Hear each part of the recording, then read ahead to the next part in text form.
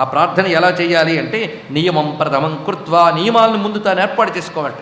ఎందుకంటే అమ్మవారి ఆరాధనకి ఇవే నియమములను లేవు, ఒక్కొక్క చోట ఒక్కొక్క నియమాలు ఉంటాయి. అలాగే ఈరోజు ఈ నైవేద్యం, ఈరోజు ఈ వస్త్రం, ఈరోజు ఈ ఆభరణాలు అనేవి ఈ మధ్య కొత్త కొత్తగా వినబడుతున్నాయి, కానీ ఫలానా రోజు ఫలానా నైవేద్యం అనే విషయం ఎక్కడ లేదు.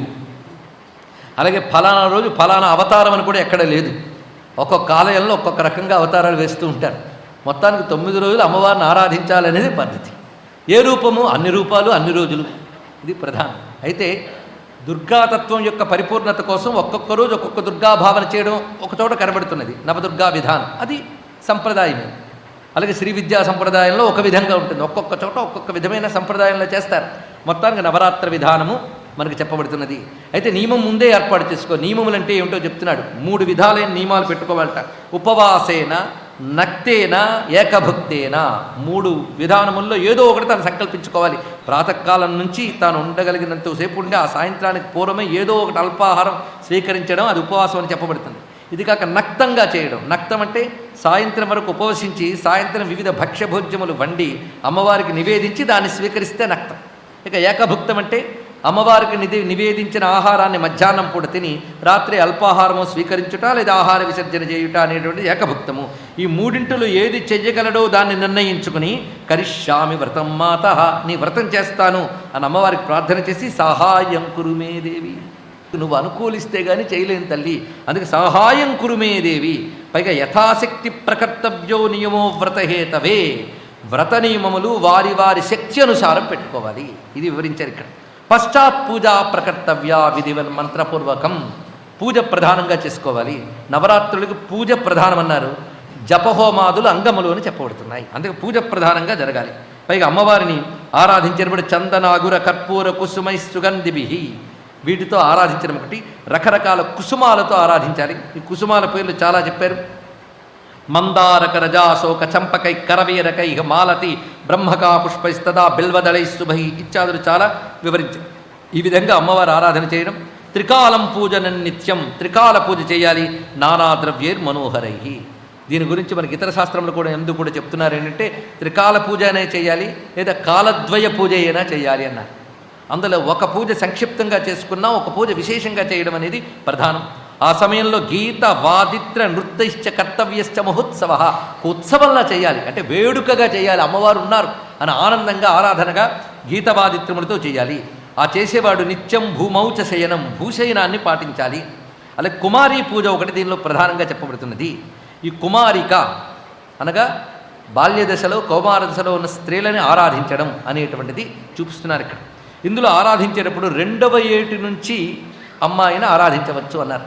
అంతేగాని ఏకవర్షాన కర్తవ్య, 1 ఏడాది వయస్సున్న అమ్మాయిని పూజకి నియోగించరాదు. కుమారికాతు సా ప్రోక్త ద్వివర్షాయా భవేదిహ, అక్కడి నుంచి క్రమంగా 10 ఏళ్ల వరకు 2, 3, 4 అక్కడి నుంచి 9 అవుతాయి సరిగ్గా. అలా ఒక్కొక్క రోజు ఒక్కొక్క వయస్సులో ఉన్న అమ్మాయినైనా ఆరాధించడం అనే పద్ధతి చూపిస్తున్నారు. ఈ కుమారికా పూజలో ఒక్కొక్క రోజు ఒక్కొక్క పేరుతో ఆరాధన చేయాలట. 2 ఏండ్లు గలదాన్ని కుమారిక అంటారు, 3 ఏళ్ళు కల అమ్మాయిని త్రిమూర్తి, 4 ఏళ్ల వయసులో కళ్యాణి, 5 ఏళ్ల వయసులో కాళిక, 7 ఏండ్లలో చండిక, 8 ఏళ్లది శాంభవి, 9 ఏళ్లది దుర్గా, 10 ఏళ్లది సుభద్ర. అంతే. ఆ పైన ఎక్కువ ఏండ్లు కలింది కుమారికా పూజకు పనికిరాదు. ఇది వివరిస్తున్నారు, 10 ఏళ్ల వరకే వివరించారు. పైగా ఒక్కొక్క పూజకి ఫలాన్ని చూపిస్తున్నారు. కుమారికని పూజిస్తే అంటే 2వ ఏడున్న అమ్మాయిని పూజించినట్లయితే అమ్మ భావనతో వాళ్ళకు దుఃఖదారిద్ర్య నాశనము, శత్రుక్షయము, ఆయుష్షు, బలము, ధనములు వృద్ధి చెందుతాయి. త్రిమూర్తి అనబడే అమ్మవారిని పూజించితే పుత్రపౌత్రాభివృద్ధి, ఆయుర్వృద్ధి, ధనధాన్య సమృద్ధి లభిస్తాయి. త్రివర్గ ఫలప్రాప్తి అంటే ధర్మార్థ కామములు లభిస్తాయని ఇలాగా ఒక్కొక్క కన్యకా పూజకు ఒక్కొక్క విశేషాన్ని చెప్తున్నారు. పైగా నవరాత్రుల్లో మరీ అష్టమి పూజ చాలా విశేషమని వివరిస్తున్నారు ఇక్కడ. పురా అష్టమ్యాం భద్రకాళీ దక్షయజ్ఞ వినాశిని, ఈ అష్టమి నాడే వీరభద్రుడితో పాటు భద్రకాళి ఆవిర్భవించిందట. అందుకే అష్టమి వీరభద్రుడికి భద్రకాళికి చాలా ప్రధానం. అందుకు ఆ రోజున అనేక కోట్ల యోగిని శక్తులతో భద్రకాళి ఆవిర్భవించింది కనుక అష్టమి పూజ విశేషంగా వివరించారు ఇక్కడ. అందుకే అష్టమికి ప్రాధాన్యం ఉన్నారు. అదేవిధంగా సప్తమ్యాంచ, దానికి మునుపు వచ్చే సప్తమి, దానికి తర్వాత వచ్చే నవమి, ఈ 3 కూడా విశేషములే. ఇలా త్రిరాత్ర వ్రతం అవుతున్నది. నవరాత్రులు చేయలేని వారు త్రిరాత్రములైనా చేయాలి. నవరాత్ర నియమములన్నీ త్రిరాత్రాల్లో చేయడం కూడా విశేషమే. వ్రతాని యాని చాన్యాని దానాన వివిధాని చ నవరాత్ర వ్రతస్యాస్య నైవతుల్యాని భూతలే.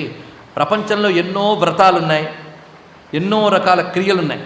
అవన్నీ కూడా నవరాత్ర వ్రతంతో పోలిస్తే దానికి సమానం కూడా కావు సుమా అన్నారు ఇక్కడ. అందుకే నవరాత్ర వ్రతం అన్ని వ్రతముల కంటే శ్రేష్టమైనది. ధనధాన్యప్రదం, అన్నీ ఇవ్వగలిగింది. విద్యార్థులకి, ధనార్థులకి, ఆయుష్కామార్థులకి అందరికీ ముఖ్య నవరాత్ర విధానం. ఎవరైనా ఈ లోకంలో మనకు దుఃఖితులైన వారు, బాల్యం నుంచి అనేక దురదృష్టాలకు లోచుకున్న వాళ్ళు, సౌభాగ్యాలకి నోచుకోని వారు కనిపిస్తే ఒక్కడ అర్థం చేసుకో, వీరు గత జన్మల్లో అమ్మవారిని ఆరాధించలేదని అర్థం చేసుకోవాలి. అమ్మవారిని ఆరాధన చేసిన వారికి ఈ జన్మ కాదు కదా, ఏ జన్మలోనైనా సౌభాగ్యానికి లోటు ఉండదు. ఇది తెలుసుకోవాల్సింది. పైగా నవరాత్ర వ్రతాన్ని ఎవడు వ్యర్థం చేసుకుంటున్నాడో వాడు బ్రతికు ఉన్నా మరణించిన వాడితో సమానమన్నారు. అంటే అర్థం, అమ్మవారిని పూజించినంత మాత్రాన్ని వ్యర్థమేనండి అంటే పూజించకపోతే అమ్మవారు శపిస్తారా? అది కాదు అర్థం ఇక్కడ. వీడికి దౌర్భాగ్యాలు ఎలాగో ఉన్నాయి, వచ్చి తీరుతాయి. అమ్మవారిని ఆరాధన చేసినట్లయితే అవన్నీ తొలగిపోతున్నాయి. నవరాత్ర వ్రతం ప్రోక్తం నకృతం ఏన భూతలే సగతం విభవం ప్రాప్య మోదతే చ తథా దివి.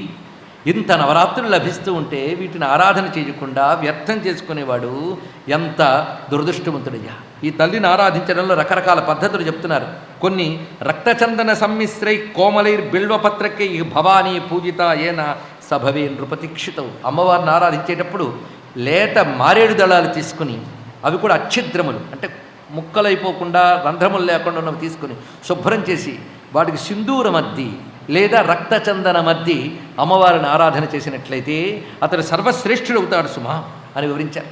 అమ్మవారిని ఆరాధించని వారికే పేదతనము, దారిద్ర్యము, రోగము ఇత్యాదులన్నీ లభిస్తున్నాయి. వ్రతం తస్యానక కుర్యాద్ వాంఛన్ అర్థచతుష్టయం. అందుకే చతుర్విధ పురుషార్థములు కోరేవారు అమ్మవారిని ఆరాధించాలి. అంతేకాదు మహాపాతకాలతో కూడుకున్నవాడైనా నవరాత్ర వ్రతం చేస్తే ఆ పాతకాల నుంచి బయటపడతాడు సుమా. ఒక కథ చెప్తున్నాను విను అంటున్నాడు వ్యాసుడు. పురా కశ్చిద్వని క్షీణో. ఒకానొకప్పుడు ఒక వ్యాపారవేత్త ఉండేవాడు. అతను దురదృష్టవశాత్తు ధనహీనుడయ్యి దుఃఖంతో ఉన్నాడు. బహుకుటుంబి. ఎన్ని ప్రయత్నాలు చేస్తున్నా ఎక్కడికెక్కడికి వైఫల్యాలే వస్తున్నాయి. ఆ పరిస్థితుల్లో దారిద్ర్యం వల్ల ధర్మాన్ని ఆచరించలేకపోయాడు. ఎందుకంటే గృహస్థ జీవనంలో తాను దేవపూజ చేయాలన్నా, పితృదేవతను పూజించాలన్నా, అతిథి అభ్యాగతులకు పెట్టాలన్నా, సకాలంలో చేయవలసిన సంస్కారాలు చేయాలన్నా ధనం ఉండాలి. అందుకే ధర్మాచరణ కోసం ధనం, ధనంతో ధర్మము అనుసరించి ఆ తర్వాత సుఖపడాలి అని చెప్తోంది మన సంస్కృతి. ధర్మం తతసుఖం. అందుకు ఈ వ్యాపారి అందుకు దుఃఖపడుతున్నట్ట. ఆఖరికి ఒక విప్రుణ్ణి ఆశ్రయించి అతని పాదాలపై పడి అడుగుతున్నాడు. అతని పేరు సుశీలుడు, ఆ వాణిజ్యవేత్త పేరు. ఆశ్రయించి అడుగుతున్నాడు. ఎంత చక్కగా మాట్లాడుతున్నాడో చూడండి.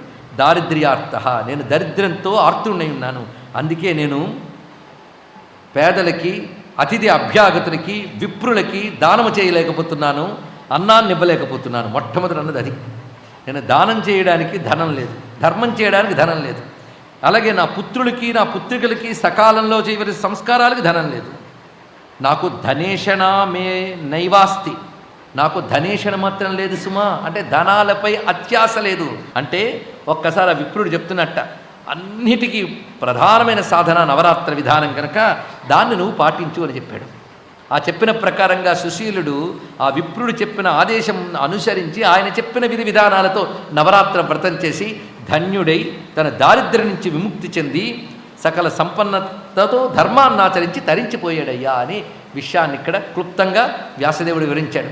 ఈ విధంగా మనకి అమ్మవారి యొక్క నామమహిమ, పూజా మహిమ, ఈ రెండు విషయములు మనం ఇక్కడ చెప్పుకున్నాం. ఈ రెండిట్లోని ఒకటి బ్రహ్మబలం, ఒకటి క్షాత్రబలం. ఈ రెండూ కూడా అమ్మవారి అనుగ్రహం చేతనే ఏ విధంగా లోకాన్ని రక్షిస్తున్నాయో గమనించుకున్నాం గనక ఆ బ్రహ్మక్షత్ర బలాన్నిచ్చే అమ్మ బలానికి నమస్కారం చేసుకుంటూ ఆ బలంతో భారతదేశాన్ని కాపాడమని ప్రార్థన చేసుకుంటూ ఇటు అమ్మవారి యొక్క మరొక వైభవంలో మనం ప్రవేశిస్తున్నాం. ఉపాసనా విధానాల్లోకి ప్రవేశిస్తున్నాం. ఈ విషయము నారాయణుడు నారదునితో చెప్తున్నట్లుగా వివరిస్తున్న దేవీ భాగవతం. దాన్ని మనం సారాంశంగా వివరించుకుంటున్నాం. పైగా ఏది చెప్పడం వల్ల అమ్మపై భక్తి మనకి కలుగుతుందో, అదేవిధంగా ఎలా ఉంటే అమ్మవారి అనుగ్రహం లభిస్తుందో ఆ పద్ధతులు ఇవి తెలుసుకోవడం మేరకు మాత్రమే మనం భగవంతునిచ్చిన సమయాన్ని వినియోగించుకున్నాం. ఇక్కడ నారాయణుడు నారదుడికి చెప్తున్నటువంటి అమ్మవారి యొక్క చరిత్ర సంపూర్ణంగా అమ్మవారి స్వరూపాన్ని చూపిస్తున్నారు. ఇక్కడ అమ్మవారికి ప్రకృతి అని పేరు ఉన్నది అన్నాడు. ఇక్కడ ప్రకృతి, దీని గురించి వివరణ చూపిస్తున్నాడు. ఎందుకంటే ప్రకృతికి అతీతం అమ్మవారే, కానీ ఆ తత్వము అంత తేలిగ్గా అంతుపట్టదు. ప్రకృతి రూపంగా ఉన్న అమ్మవారిని సగుణ అని అంటారు. ప్రకృతికి అతీతంగా ఉన్న తల్లి నిర్గుణ. నిర్గుణ అయిన తత్వము కేవలం పరతత్వం. అది పొందాలి అంటే ప్రకృతి రూపంగా ఉన్న అమ్మవారిని ఉపాసన చేస్తేనే ఈ ప్రకృతిలో పొందవలసినవి పొందుతూ ప్రకృతికి అతీతమైన శక్తిని మనం పొందగలం. అందుకే ప్రకృతిని అమ్మ రూపంగా ఉపాసించిన వాడే ఈ ప్రకృతి యందు పొందవలసినవి పొందుతూ ప్రకృతికి అతీతమైన అమ్మతత్వాన్ని కూడా పొందగలడు. అందుకే ప్రకృతి ఉపాసన, ఇక్కడ నుంచి ప్రకృతి ఉపాసన అనే చెప్పాలి. ప్రకృతి అంటే అర్థం ఏమిటి దాన్ని వివరిస్తున్నాడు ఇక్కడ. ప్రకృతి అనే మాటకు అర్థం తెలుసుకోవాలి. ఇక్కడ మనం ప్రకృతి అంటే నేచర్ అని అంటాం. సృష్టిలో దేనికి సమాధానం చెప్పలేకపోతే దొరికే సమాధానం నేచర్, అంతే కదా. ఇలా ఎందుకు జరిగిందో చెప్పండి అంటే కొంతమేరకు శాస్త్రవేత్త కూడా ఏవో చెప్తాడు. ఇలా ఎందుకు జరిగింది గట్టిగా నొక్కితే ఏముందండి నేచర్ అంటాడంతే. ఆ నేచరే అమ్మవారు. ప్రకృతి అనే మాటకు 3 అర్థాలు చెప్తున్నాడు ఇక్కడ నారాయణుడు నారద మహర్షితో. ఆ 3 అర్థాలు కూడా మననం చేసుకుంటే అమ్మ అర్థమవుతుందట. ప్రకృతి, కృతికి ప్రా ఎవరో ఆవిడ ప్రకృతి అన్నాడు. కృతికి కృతి అంటే చెయ్యబడినది అని అర్థం. చెయ్యబడిన దానికి ఈవిడ ప్ర అనే శబ్దానికి మళ్ళీ 3 రకాల అర్థాలు ఉన్నాయి. అది ప్రధానము, ప్రకృష్టము, ప్రథమము అని 3 అర్థములు ఉన్నాయి. కృతికి ఏది ప్రావో ఆవిడ అమ్మవారు. కృతి అనగా చెయ్యబడినది. చెయ్యబడిందంటే ఏది? ఈ ప్రపంచం. ఈ అనంతమైన ప్రపంచమంతా కృతి చెయ్యబడింది. అలాగే మనం పుట్టేమనుకున్న శరీరం కూడా అది కృతమే. ఎందుకంటే మీరు నేను తయారు చేసుకోలేదు, ఇది కూడా చెయ్యబడింది. నీ శరీరంతో సహా అంతా ప్రకృతి. చెయ్యబడిన ఈ ప్రపంచానికి ఏది ప్రాగా ఉన్నదో ఆవిడ ప్రకృతి. కనుకనే మనం చూస్తున్న ప్రపంచం అంతా కూడా కృతమైన సృష్టికి ఎవరు ప్రావో అనగా ఈ సృష్టికి ప్రథమము ఎవరో, ఈ సృష్టికి ప్రధానం ఎవరో, ఈ సృష్టికి ప్రకృష్టం ఎవరో ఆవిడ ప్రకృతి. ఇది అర్థం అండి. ఇక్కడ అంటే ప్రథమం. ముందు ఈ అర్థం చేసుకుందాం. ఈ ప్రపంచం తయారవక ముందు ఎవరున్నారు? ఆవిడ ఉన్నది. అది సృష్టికి ఆదిలోనే ఉన్నది కనుక ఆవిడ అయినది. ముందు ఆవిడ ఉంటేనే కదా ప్రపంచమంతా సృష్టింపబడింది. అందుకే కృతికి ప్రథమంలోనే ఉంది కనుక అయితే కేవలం ముందుంటే లాభమే ఉన్నది. సృష్టికి ప్రధానముగా ఉన్నది కనుక ఆవిడ ప్రకృతి. రెండవ అర్థం ఏంటి? ప్రధానం. సృష్టంతునికి ఆవిడే ప్రధానము. ఉదాహరణకి కొండ తయారైంది. కొండ తయారవక ముందు తయారు చేసిన కుమ్మరివాడు ఉన్నాడు, మట్టి ఉంది, అవునా లేదా? కొండకు ముందే ఉన్నారు. కొండ తయారైన తర్వాత ఆ కొండలో ఉన్నదేది ఆ మట్టేగా. అయితే ఇక్కడ కొండ తయారీలో 2 కారణాలు కనబడతాయి. ఒకడు కుమ్మరివాడు, మట్టి. 2 కారణాలు వేరు. కొండ తయారైతే కుమ్మరివాడు ఇంకో ఉండడు, మట్టి మాత్రం ఉంటుంది. అయితే అమ్మవారు ఎలాంటి కారణము? ఇది ఉపనిషత్తుల చర్చ అండి. ఇది ఇక్కడ జరుగుతుంది. దీన్నే నిమిత్త కారణం, ఉపాదాన కారణం అంటారు. కొండ తయారవ్వడానికి నిమిత్త కారణము కుమ్మరివాడు, ఉపాదాన కారణం మట్టి, అంతే కదా. మరి ఇప్పుడు ప్రపంచానికి ఈశ్వరి లేక ఈశ్వరుడు, వీళ్ళు నిమిత్త కారణమా ఉపాదాన కారణమా? ఇది చర్చ చేశాడు. రెండూను అన్నారు. ఒకటే సమాధానం. కొండకైతే 2 వేరు కానీ ప్రపంచ సృష్టికి మాత్రం పరమేశ్వరుడు నిమిత్త కారణమా ఆయన, ఉపాదాన కారణమా ఆయన. ఇది తెలుసుకోవాల్సింది, ఇది గ్రహించవలసింది. కనుక కృతికి ఆయనే లేదా ఆవిడే నిమిత్తము, ఉపాదానము 2 ఆవిడే. ప్రపంచానికి ముందున్నది ఆవిడే, ప్రపంచమంతా వ్యాపించి ప్రధానముగా ఉన్నది ఆవిడే. మట్టి లేకపోతే కొండ తయారవుతుందా? అమ్మ లేకపోతే ప్రపంచం తయారవుతుందా? ఒకటే మాట ఇక్కడ. కనుక మట్టి ఎలా కొండకు ఆధారమై, మట్టి తప్ప ఏదీ కాదు, కొండ మట్టి తప్ప ఏమీ కాదు, ప్రపంచం అమ్మ తప్ప ఏదీ కాదు. కనుక ప్రకృతి అనే నామాన్ని విచారణ చేయాలండి. అర్థం తెలుసుకోవడం అంటే మీనింగ్ తెలుసుకోవడం కాదు, విచారణ చేయాలి. ఒక నామం ఎప్పుడు ఫలవంతం అవుతుందో తెలిసి ఆ విచారణ చేయాలి. జపము అంటే ఉచ్చారణ మాత్రమే కాదు, విచారణ తెలుసుకోవాలి. కొందరు ఉచ్చారణతో ఆగిపోతారు, విచారణలోకి వెళ్ళాలి. ఉచ్చారణతో ప్రారంభం అవ్వాలి, విచారణతో పూర్తవ్వాలి. ఇది తెలుసుకోండి. అందుకే జపాలు కేవలం ఉచ్చరిస్తూ ఉంటే జడం, విచారిస్తూ ఉంటే చైతన్యం. కనుక జపం ఉచ్చారణ నుంచి విచారణలోకి తీసుకువెళ్ళాలి. లేదండి ఎలాగైనా పవర్ఫుల్ లేటా ఒప్పుకుంటాం, కానీ ఎప్పుడూ అలాగే మిగిలిపోవాలా? కనుక ఒక్కొక్క నామానికి అర్థం ఎందుకు చెప్పుకోవడం అంటే విచారణ. అందుకు ప్రతి దానికి అర్థం తెలుసుకోవడం విచారణలోకి వెళ్ళాలి. అందుకు ప్రకృతి ఒక్కసారి ప్రవచనం అయ్యాక కూడా ఒక చోట ఏకాంతంలో కూర్చుని ఈ శబ్దానికి విచారణ చేయండి. అదే అమ్మవారి ఉపాసన, మరొకటి కాదు. కనుక కృతికి ప్రథమంగా ఉన్నావు తల్లి, కృతికి ప్రధానంగా ఉన్నావు తల్లి. అందుకే నేను ప్రకృతి అన్నారు. ఇక 3వది ఏమిటి? ప్రకృష్ట. ఇది గొప్ప మాట. ప్రకృష్టము అంటే గొప్పగా ఉంది అని అర్థం. పేరు దగ్గర మొత్తం చూపిస్తున్నాడు అమ్మవారంటే. అంటే అమ్మవారిని వెతుక్కోవాలంటే నువ్వు ఎక్కడి నుంచో పైలోకాలకి జంప్ చేసి వెతుక్కోక్కర్లే, కృతిలోనే వెతుక్కో. ప్రాణి చెయ్యబడిన ప్రపంచాలకే అదే ఆధారం చేసుకుని అమ్మవారిని వెతుక్కో. కానీ కృతి అయిన ప్రపంచానికి ఆవిడ ప్రథమము, ప్రధానము, ప్రకృష్టము. ప్రకృష్టం అంటే గొప్పది. ఈ సృష్టి కంటే అమ్మ గొప్పదండి. అందుకు కనబడుతున్న సృష్టిలో ఆ గొప్ప వస్తువేదో వెతుక్కో. ఎక్కడ వెతకాలి? కలడం బోధి కలండు గాలి కలడాకాశంబునన్ కుంభినన్ ఎందెందు వెతికి చూచిన అందందే గలడు. అమ్మవారిని వెతుక్కోవడానికి నువ్వు ఎక్కడో పుస్తకాల్లో వెతకడమో కాదు. దేవీ భాగవతంలో అమ్మవారు ఉన్నారండి, బ్రహ్మాండ పురాణంలో ఉన్నారండి, లలితా శాస్త్రాల్లో ఉన్నారు. అక్కడ ఉన్నారు అమ్మవారు. కృతిలో ఉందయ్యా ఆవిడ. ఎలా ఉంది? ప్రాగా ఉంది. ఇప్పుడు చూద్దాం. ప్రకృష్టము అంటే గొప్పగా ఉన్నది. మన శరీరం ఉంది, ఇది కృతేగా. దీనిలో గొప్ప వస్తువేది? శరీరంలో గొప్పవి ఏమిటి? ఇంద్రియాలు. అబ్బా ఎంత గొప్పవి. ఇప్పుడు ఇంద్రియాల్లో గొప్పది ఏమిటో ఆలోచించు. ఈ ఇంద్రియాల్లో గొప్పది దీని ప్రాణశక్తి. అది ఉంటేనే కదా. చెయ్యి గొప్పదే వస్తువు పట్టుకోగలిగినప్పుడు. కనుక పట్టుకోగలగడం అనే శక్తి ఎవరిచ్చారు దీనికి? ఇప్పుడు శరీరంలో ఎవరు ప్రావో చూడండి. ఈ శరీరం ఇలా పనిచేయడానికి కారణం ఎవరు? లోపల ఉన్న శక్తే కదా. అదే ప్రకృష్టం. అసలు గొప్ప వస్తువేది? ఇంద్రియము కాదు, శరీరము కాదు. ఇంద్రియము శరీరము పనిచేయడానికి పనికొచ్చేటటువంటి శక్తి. దీన్నే సమర్థత. శక్తి అంటే సమర్థత అని అర్థం. చెయ్యి ఎత్తగలగాలి, గొంతు పలకగలగాలి, కన్ను చూడగలగాలి. ఈ గలగడము ఏదో అదే సమర్థత.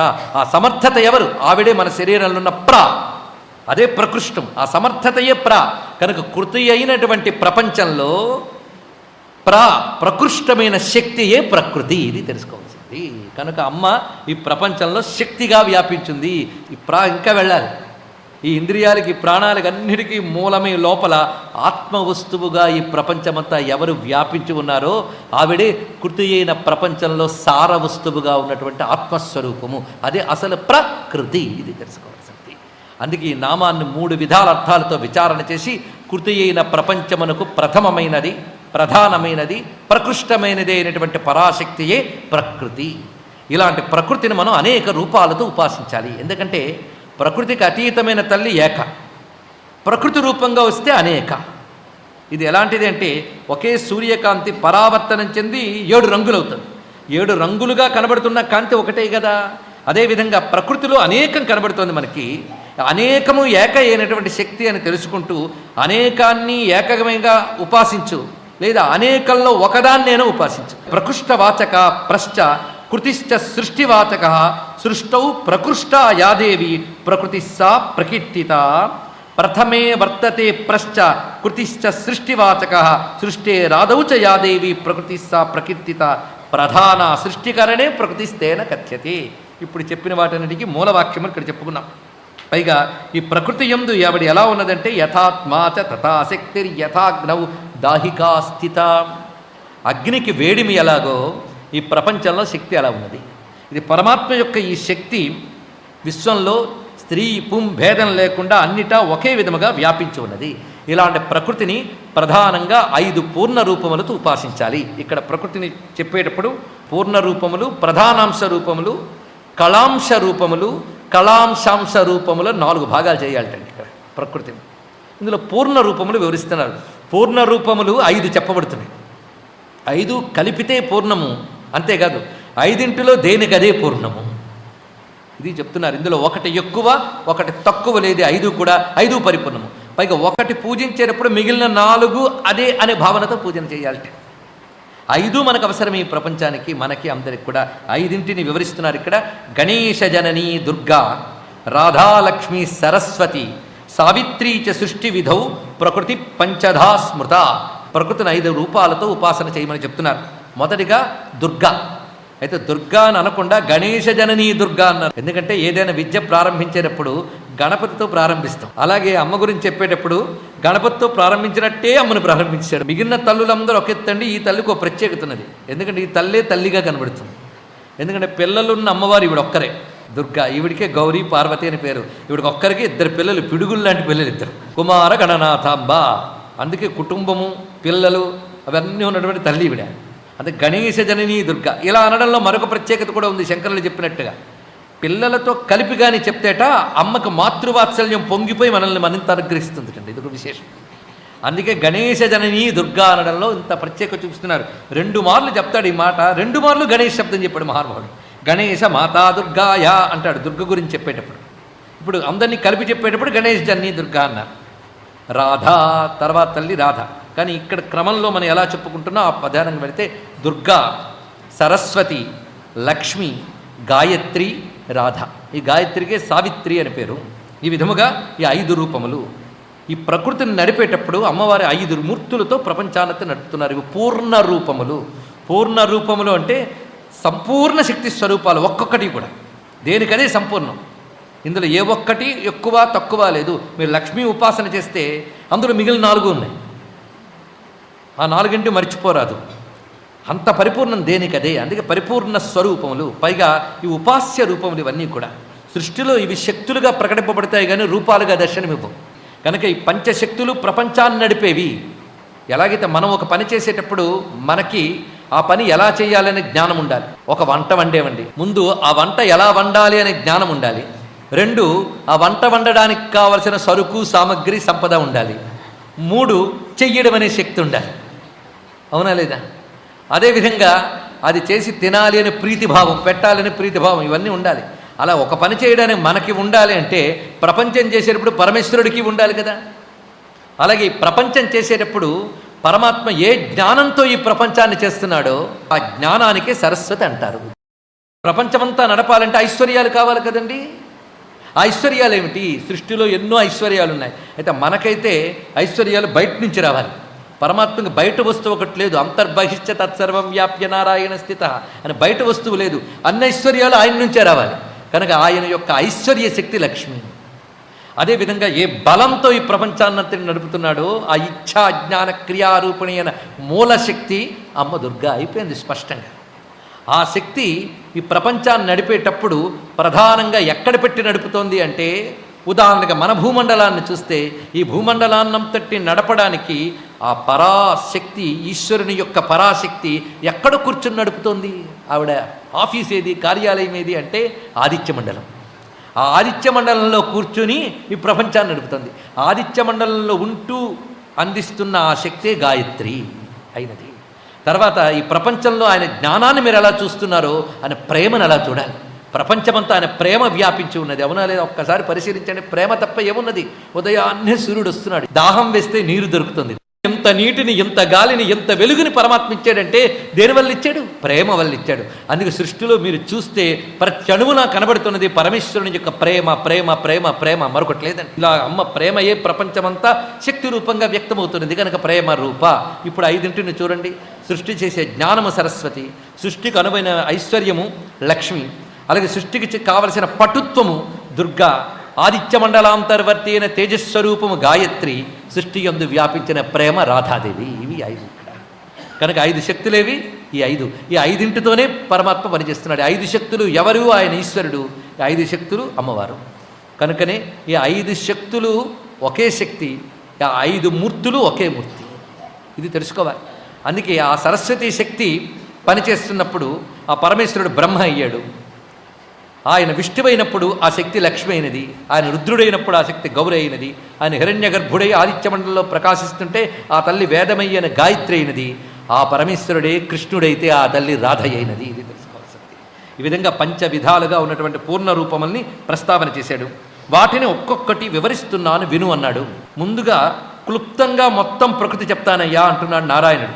ముందు పూర్ణ రూపాలు వివరిస్తాను, తర్వాత ప్రధానాంశాలు చెప్తాను, తర్వాత కళాంశాలు చెప్తాను, తర్వాత కళాంశాంశాలు చెప్తాను. అన్నీ కలిపి అమ్మవారిని తెలిసి ఉపాసన చేస్తే వారికి ఇన్ని రూపాలతో అమ్మవారు అనుగ్రహిస్తున్నారు కనుక శ్రద్ధగా విను అని నారదునితో మహానుభావుడైన నారాయణుడు స్వయంగా బోధిస్తున్నాడు.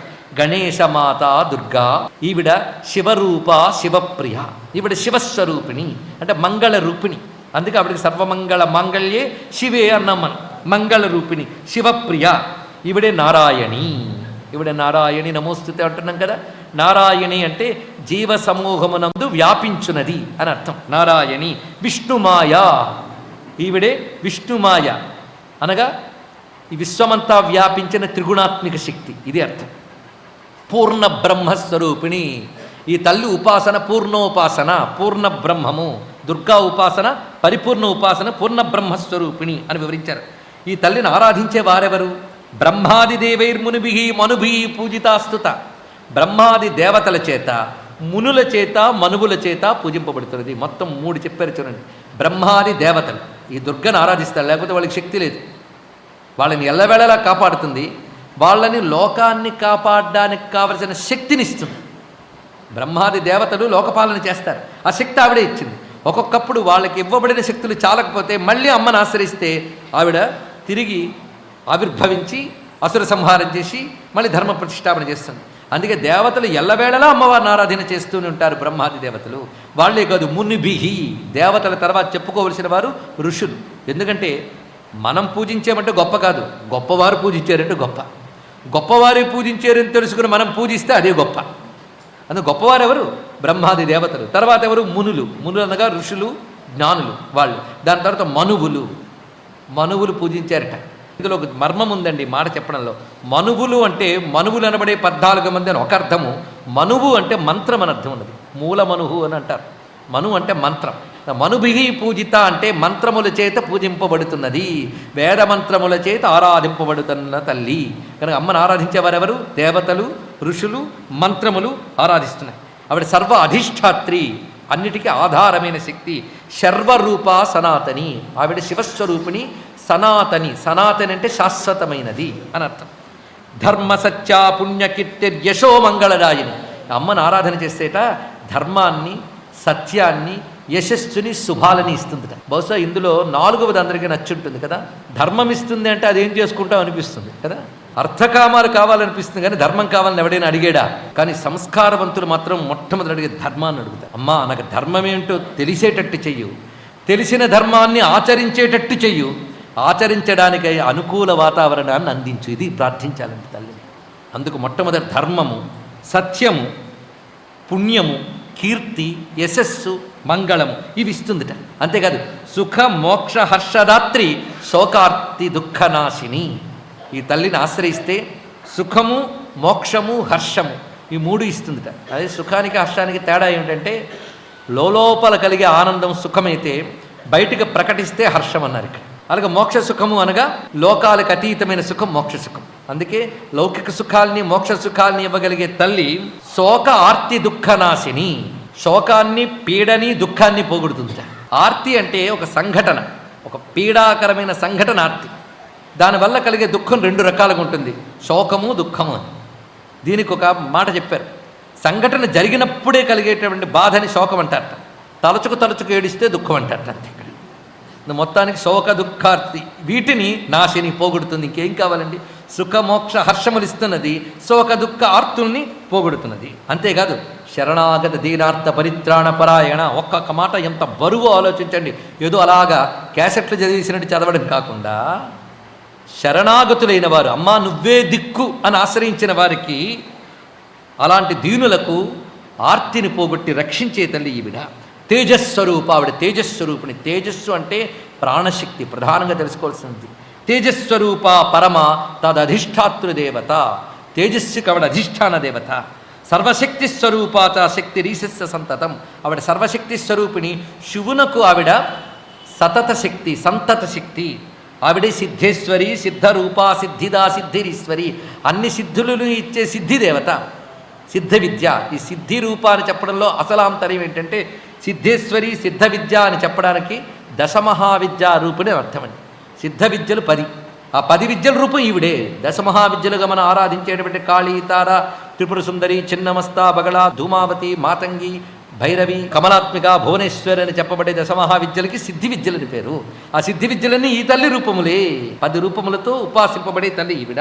ఈ తల్లి లోకములో ఏ విధంగా ఉన్నది అంటే బుద్ధి, నిద్ర, క్షుత్తు, పిపాస, ఛాయ, తంద్ర, దయ, స్మృతి, జాతి, శాంతి, భ్రాంతి, శాంతి, కాంతి, చేతన, తుష్టి, పుష్టి, లక్ష్మి, ధృతి, మాయ అనే రూపాలతో ఉన్నది అన్నాడు. ఇది జాగ్రత్తగా వింటే మనం సరిగ్గా సప్తశతిలో యాదేవి సర్వభూతేషు బుద్ధి రూపేణ సంస్థిత నమస్తస్యై నమస్తస్యై నమస్తస్యై నమో నమః అని చదువుతుంటాం. అందులో యాదేవి సర్వభూతేషు నమస్తస్యై మాటిమాటికి వస్తూనే ఉంటుంది. మారుతున్నవన్నీ బుద్ధి, శక్తి అవన్నీ ఒక దగ్గర పెట్టాడు అంతే. మొత్తం శ్లోకమంతా ఇక్కడికి వచ్చేసింది, మొత్తం స్తోత్రం అంతా కలిపి ఇక్కడ పెట్టేశాడు. అంటే అమ్మవారు కనబడేది కదండి అంటే అంతకంటే మూర్ఖుడు మరొకడు లేడు. ఇవన్నీ అమ్మవారి రూపాలే. ఇందులో ఏ ఒక్కటి నీకు తెలిసినా అది అమ్మే అని తెలుసుకో. అది అమ్మవారు కనబడదు అనద్దు, కనబడేది అమ్మ అని తెలుసుకో. ఇది తెలుసుకోవాల్సినది. ఈ కనబడుతున్నవి ఇవన్నీ అమ్మ రూపములే. అమ్మ లోపల లేకపోతే బుద్ధి పనిచేయదు, నిద్ర అనేది ఉండదు. ఆ తల్లి చైతన్య రూపంతో ఉంటే నిద్ర, అలాగే ఆకలి, దాహం, ఇవన్నీ ఆ తల్లి క్షుధారూపేణ సంస్థిత, నిద్రారూపేణ సంస్థిత. ఇవి ఎప్పుడు కావాలి అప్పుడు రావాలి. ఎప్పుడు ఆకలిస్తే అదో బాధ, అసలు ఆకలి లేకపోతే అదొక బాధ. కనుక ఇవన్నీ శక్తులు అవసరమే ప్రపంచానికి. కానీ జీవుడికి అవసరం బట్టి పనిచేయాలి. అందుకే ఆకలిని కూడా ఉపాసించాలంటే చెయ్యాలి. ఎందుకంటే ఆకలి వల్ల చేసే తప్పులు చేయకుండా ఉండాలంటే ఆకలిని అమ్మని తెలుసుకుని ఉపాసించాలి. ఆకలి ఆరోగ్యకరంగా ఉండాలి, ఆరోగ్యకరంగా తీరాలి అంటే ఆ తల్లిని ఉపాసించాలి. ఆకలే లేకపోతే అన్నం విలువ ఎక్కడ తెలుస్తుందండి? అందుకే ఆ తల్లి జఠరాగ్ని రూపంలో మన ప్రజ్వరిల్లుతున్నది ఆ తల్లి. క్షుత్ పిపాస ఛాయ తంద్ర దయ స్మృతి జాతి క్షాంతి భ్రాంతి శాంతి కాంతి, ఇవన్నీ ఆ తల్లి యొక్క రూపములయ్యా. ఇవి నేను కొద్దిగా చెప్పాను నీకన్నాడు. చెప్పాపిస్తే ఇంతేనేమో అనుకుంటారు కదా. అందుకే విష్ణువంతుని వాడు కూడా చెప్పేటప్పుడు కొన్ని జాగ్రత్తలు పడుతున్నాడు ఆయన. ఉక్త శృతౌ శృతగణశ్చాతి స్వల్పో యథాగమం. ఇంకా చెప్పాలంటే చాలా చాలా ఉన్నాయి అమ్మ యొక్క దివ్య మహిమలు, వైభవము, తత్వము. కొంత చెప్పాను, ఎందుకంటే రెండవది కూడా చెప్పాలి కదా, చెప్తున్నాను విను. ఈ తల్లి గురించి వివరిస్తున్నా.